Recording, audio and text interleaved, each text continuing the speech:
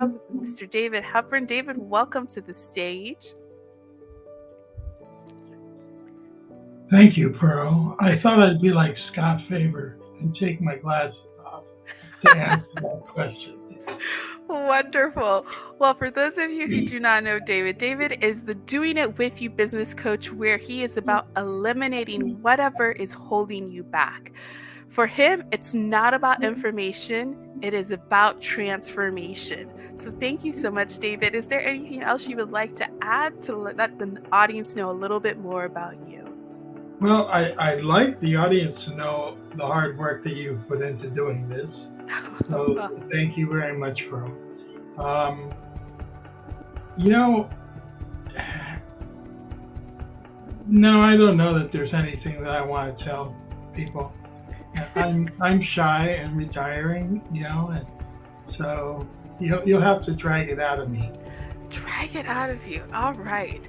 Well, David, you didn't start out as a business coach at all. You actually started out as a business owner, entrepreneur. So can you give a little bit of a history how you went from business owner to business coach? Well, before that, I actually worked in advertising sales for Runner's World magazine and then the San Jose Business Show. And in between there, I started my own promotional products business, which I grew to about $1.5 million, $1.6 million, and then started a marketing business, which I also grew that over $1 million. And then I sold those and moved to Phoenix to retire. That's what everybody does, right? Phoenix or Florida. Yeah. Only things didn't work out the way I wanted it, so I decided that I really enjoyed teaching and that I have had success in business, and maybe I can transfer some of that success to other people. Well, I love that. And you talk about transformation, not information. So let's dig in a little bit into what do you mean when you say transformation? Something I believe strongly in is that personal development precedes business development. If you don't grow personally, you can't grow your business. There's a ceiling on that.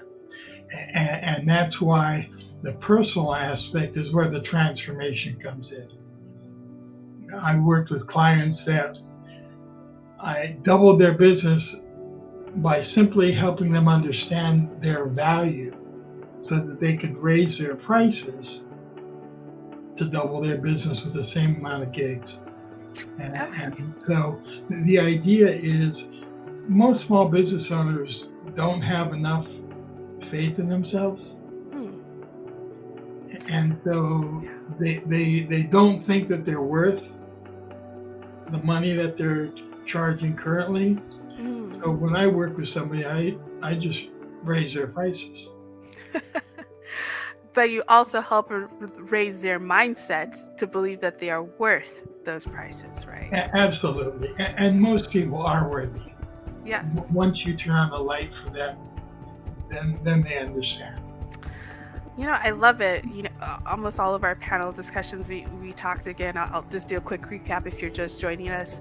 Our first panel was Scott, and he talked about finding joy in everything. And then we chatted with Phil, and you just mentioned this again, but having a strong value system and faith and belief system that you can draw from, right? In those times when you need them, because you're going to need them. Life hits us. We chatted with Wendy, and she talked about enjoying what you do, like do something that you love, and gave us tips on just cutting the negativity out of our energy field. And we just finished chatting with Mark. Yep. With Mark about finding your superpower. And now you're telling us very wisely, once you have that superpower, charge correctly. Don't devalue yourself because it's a superpower. Otherwise it wouldn't. There's something that you do that others, and Mark talked about it's not only just a superpower, but that it's kryptonite for other people, right? His is patience. I'm not a patient person. I've had to practice being patient. It is not my superpower. Be careful for asking for patience because you'll get a lot of opportunity to work on that. Yes, I personally have stopped asking to be patient because I realized, oh, that means I have to be put in situations where I get to practice it. Exactly. But going back to what you were saying about just understanding the value, now, how do you help people, especially in times like these right now where you're hearing a lot of negative message? How do you help them understand that value so that they aren't tempted to basically, give discounts and all that goes along with that? Yeah, a lot of people resort to discounting, and then you just become Walmart, and the lowest price wins. Mhm. But that really doesn't work for most businesses. Pearl, as a Stoic yourself, you would understand that you can only control what you can control. And so worrying about things that you can't control is a waste of time Yes. and effort.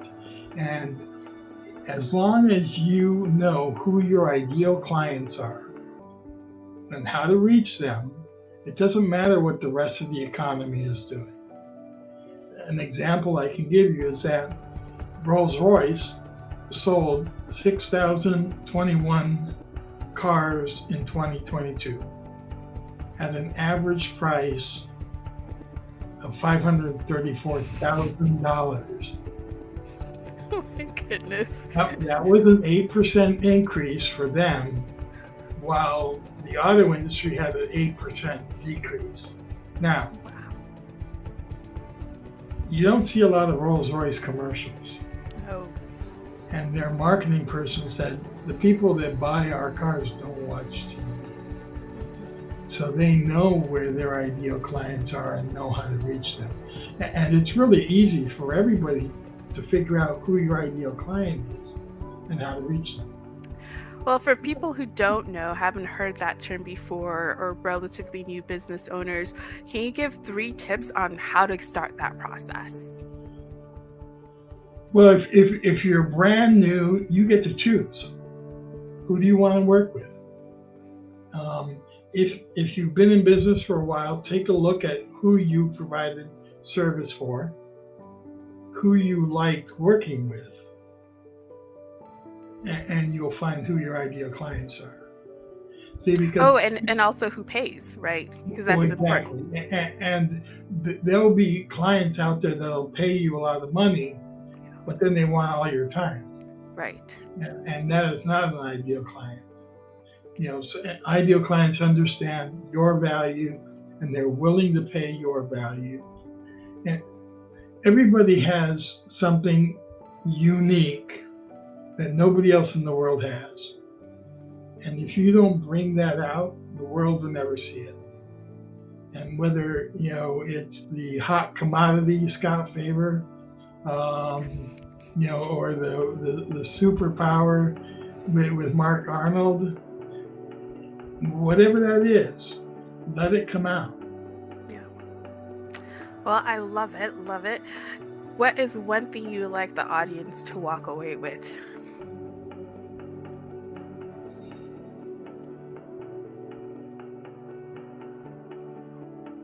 I don't know. Well, I will tell you. First of all, when we were talking earlier, you just talked about knowing your ideal client. It's something I want to reiterate again to our audience is that find the people who you enjoy working with. If you're a new person, he said you get to pick. So just start Mark talk about finding a niche. So pick a niche that you're like, I think this would work for these services that I have, and then start working with them and see if it's true. But if you're in business, you've been working with people, who did you enjoy working with? And it's like the intersection, and paid your prices, meaning they didn't haggle you about it. They're like, okay, got it, I understand your value. You talked about that. Your number one was understanding your value. Phil talked again about having that solid value system, and part of having that solid value system helps you understand your value, right? So understand your value, and then figure out who it is you enjoy working with in your niche and who pays that value. And then you have a success. We just heard the example. Rolls Royce had an 8% increase last year, everyone, because they Yeah. knew their ideal clients. that's who they talk to, they knew how to talk to them. And as long as you know who your ideal clients are, you can be successful in any economy. You know, how you create your own positive economy is doing that, knowing who your ideal clients are and providing your service for them. But it's just a matter of seeing who you like working for and finding more people like them. Yeah. I love it. Thank you so much. Well, if you have any other questions, I'm going to bring back the rest of our speakers. We're going to go into